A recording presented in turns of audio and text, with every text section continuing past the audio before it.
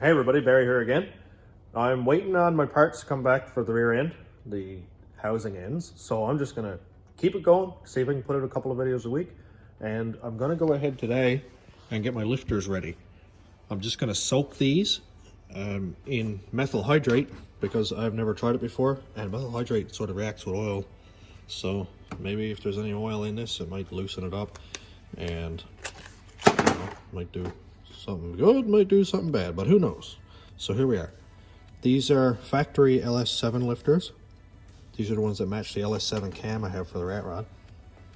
And what I'm doing is basically I'm just going to soak these, leave them overnight, and tomorrow I'll come back and disassemble all the lifters, clean everything inside, and get them ready for the engine.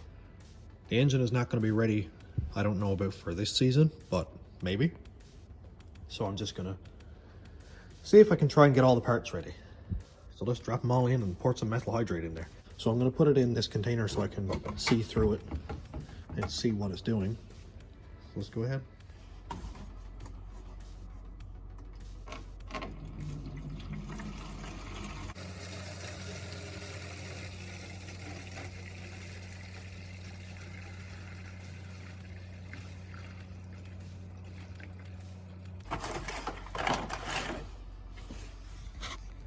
Okay, here we are, all in soak. We can see some air bubbles coming up, so that seems like the methyl hydrate is getting in the lifters. I'm going to leave these in soak all night. The lifters are probably fine. It didn't look like any of them were collapsed or anything, but I like to make sure that when I put this engine together, I'm not pulling heads off to go replacing lifters because one is tapping or stuck. And I'll put the cap on so it doesn't evaporate. Just for reference, if anybody needs it, part number is 17122490. Oh, we can see lots of dirt floating around in there already. Let's see how this works out. I just threw some seafoam in there and everything freaked right out, went very cloudy and milky. So, let's see how this mixes. The seafoam went right to the bottom until I shook it. So, maybe that'll help loosen something up too. I like seafoam and I think it's a good product, so it's worth a shot. All right, so it's about 10 o'clock in the morning. We're back. And this is what we're left with. You can see that the water is quite foggy. There looks to be a lot of dirt in there. And look at all this old sludgy stuff here. That's really gross looking. So hopefully that's some of the stuff that came out of the lifters. And I think I'm going to leave this till probably dinner time and I can pick at it then. It's quite a mess in there.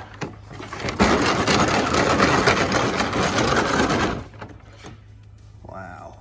Hopefully that's a lot of stuff that came out of the lifters and it'll be a lot easier to disassemble now because I've seen a lot of them that were really stuck.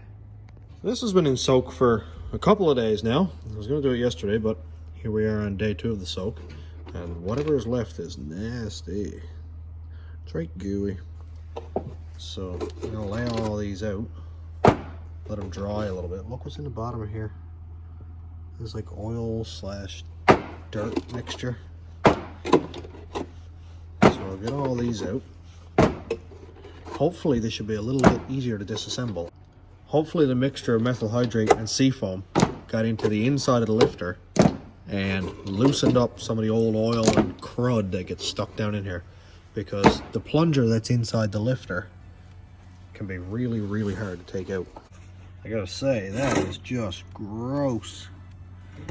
This container was clean before I put these lifters and this methyl hydrate and that in.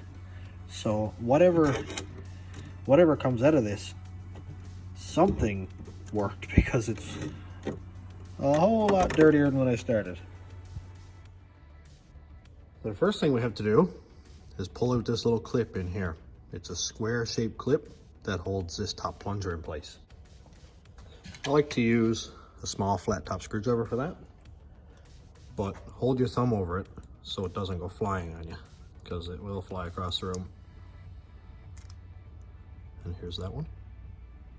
It just sits into a groove down here. Now, give this a tap. Oh look, huh, methyl hydrate definitely got in there. You can see a good puddle. That came out really, really easily.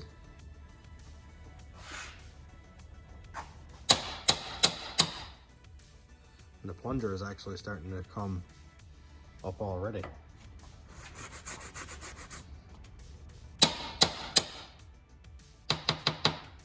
don't know if this is coincidental or if it's actually working. The trick I saw on YouTube is to take a push rod, because it has a ball shape down here, and it hooks into the groove down in here really well. You just hook it in and kind of pull it out a little bit at a time. Sometimes it gets trapped in there by air when this is covered up, but do that 2 or 3 times and usually it'll come out.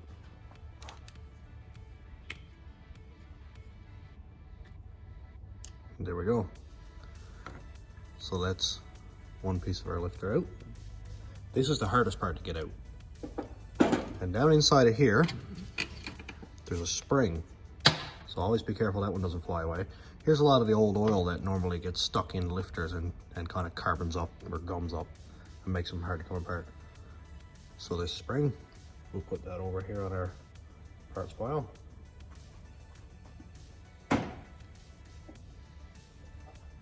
So that's all of disassembly that's required for the lifter body itself. So we'll clean this really well. Now we have this part. And inside of here, there's a little tiny spring and a little ball. So you just kind of pry on this one. Make sure the spring and the ball don't go flying, or you don't lose it. Because if you do, it's probably going to vanish into thin air and you'll never see it again.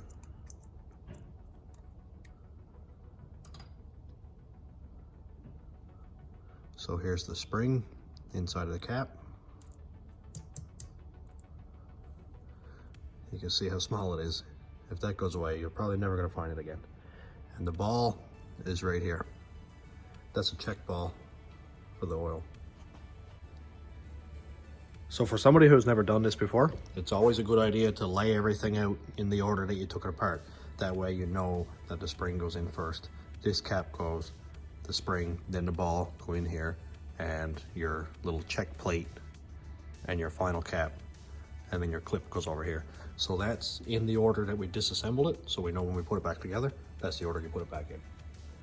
I'm really happy with how the methyl hydrate worked so far. It got down and under this check valve and the cap easily, and it seems like it got inside the body of the lifter too. So I think it's going to make disassembling these a lot easier. I don't know how many miles is on this engine, but it's always a good idea to take this stuff apart, clean it up, reassemble with new oil, and then you got a good start. And you can see if there's any damage on these parts. If there's any damage or scratches or anything, then you know that oil is going to bypass the lifter and it's probably going to be collapsed. So from what I can see, no damage at all here. The check spring is fine. Got a little check ball for the oil pressure. The lifter itself is in good shape. Doesn't seem to be any scoring or anything on it. Wheel rotates really easily. So I think this is going to be a good set. I'll go ahead now and disassemble all of these.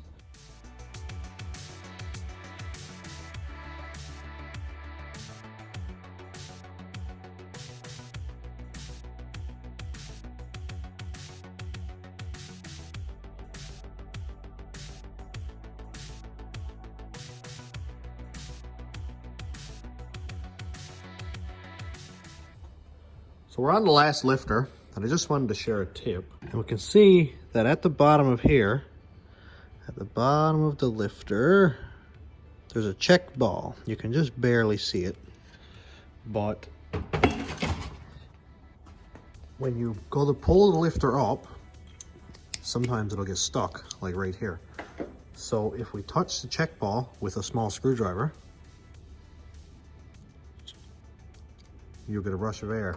That's because when you're trying to pull this up, you're getting a vacuum down inside the lifter that's trying to pull this plunger back down. So if when you get it up far enough, you touch that and you get a rush of air, that means you've let that air pressure, that negative air pressure out. So there's nothing trying to pull this plunger back down. And it should be fairly simple to get this one out. Sometimes the lifter gets sticky. There we go. Now we got it out.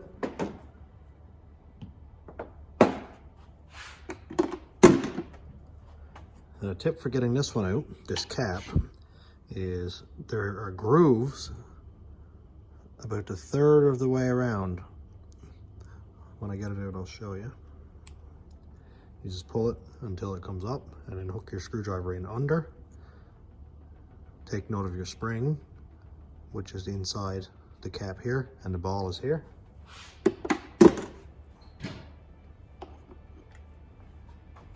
Here we can see a close-up of the groove. So a small screwdriver easily hooks in here, and then you can pry up on it. Got all the lifter parts put into this bucket, which is this container. Everything is in there accounted for as I was going. So I got some new methyl hydrate that I'm going to pour in on top of this now, just enough to cover it. And I'll leave that to soak for a couple hours just to get the old oil out of places that it didn't get to first.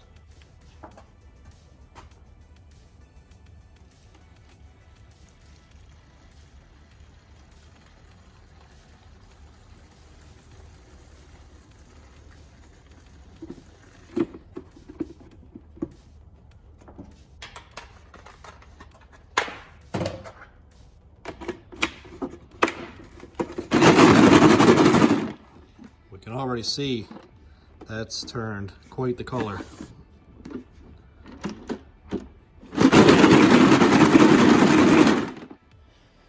So I've had these in soak for a couple hours, and I don't want to lose any of the springs or check balls or anything like that.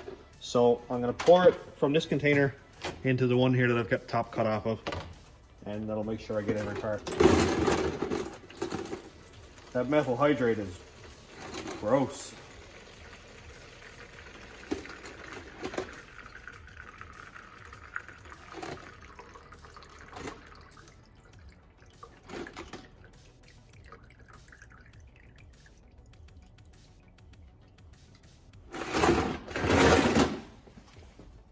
I poured most of it out without losing any of the parts, so let's just top off this. There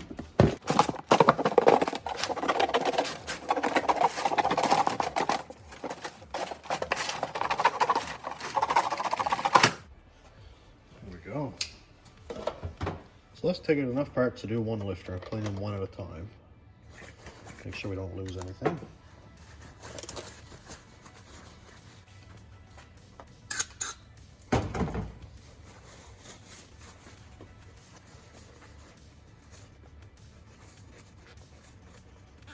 Make sure the wheel is free and clean.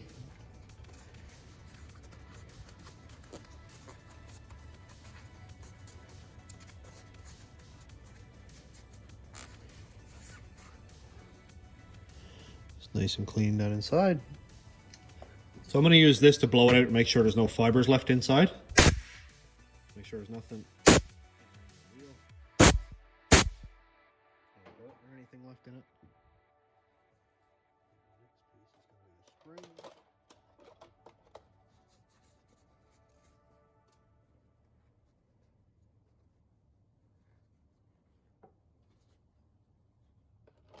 And then a plunger.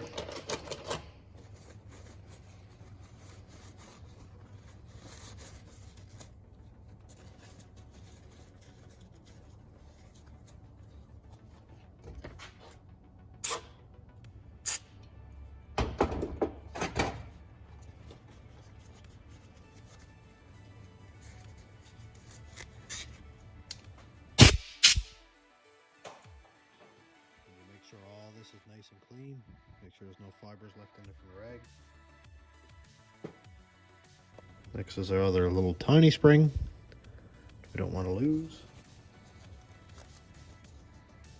And the check ball. And the cap for that one. Our disc. Then the cap that the push rod sits on. And finally, the clip that holds it all into place. So everything here is all in order, and then we'll go ahead and assemble it. To lubricate everything as I'm putting it back together, I like to take a little bit of gear oil. This is just regular 080-90. Pour some in there. This is just what I use. There's lots of other ways to do this. There's lots of other things that you can use. Some people say some is better than other things, but it's basically just to keep the parts lubricated before I use them. So that way you don't have metal parts that are dry rubbing against each other until there's oil pressure.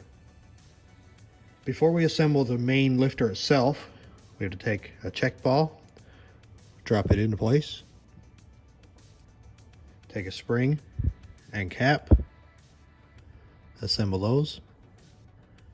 We have to take this one and put it together like this. I'll show you how to nip it. So what you do here is take the parts and just sort of hold them together in your fingers, lay it in the vise. Let's put it the other way so we can see a little bit better. Try not to drop it like I'm about to. Put it in the vise like this and just slowly put it together. You don't have to nip it very hard.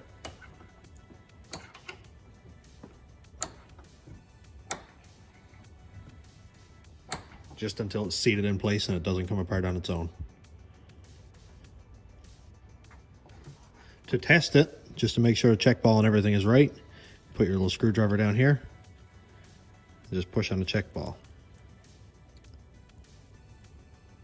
If you can feel it springing back, you know you've got it set correctly. Now we can move on to the main lifter body. So I'll take a little bit of oil.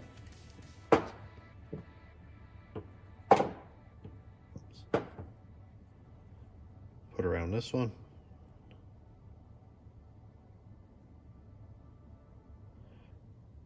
I like to wear gloves, but the world seems to be on a shortage of gloves. So we're going barehanded, and I just wash my hands frequently. Put our spring over the cap we just pressed in. And it's better to put this on with the lifter upside down so the spring doesn't fall off the cap. So we just take it here and sort of twist it as you're pushing it in. Now you can see that there's resistance and it wants to push the plunger back out. So here's where this check ball comes in again. You take your small screwdriver, push on the check ball, and you can see that it pushes right in with no issues. Next step, take your disc. Never hurts to pour a little bit of oil down in here. Doesn't have to be a lot, just enough to keep parts oiled up. Put the disc in first. Next is your cap that the push rod sits on.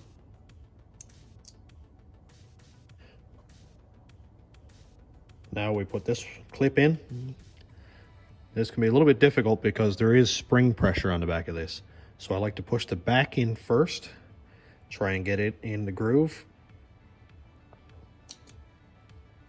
And then usually with a little bit of messing around, you can have it seated. And you can see that the flat sides here don't actually seat. It's the corners. You have 4 corners here that seat.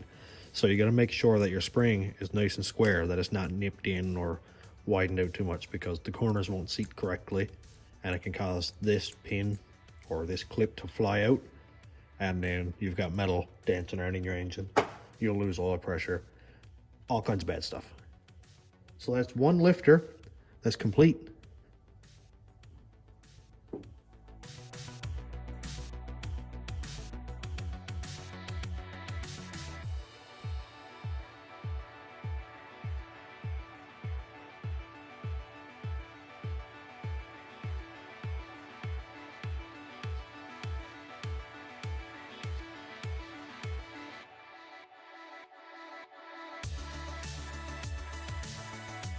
And here we have all of our cleaned, freshened, and restored lifters that are all going to work awesome.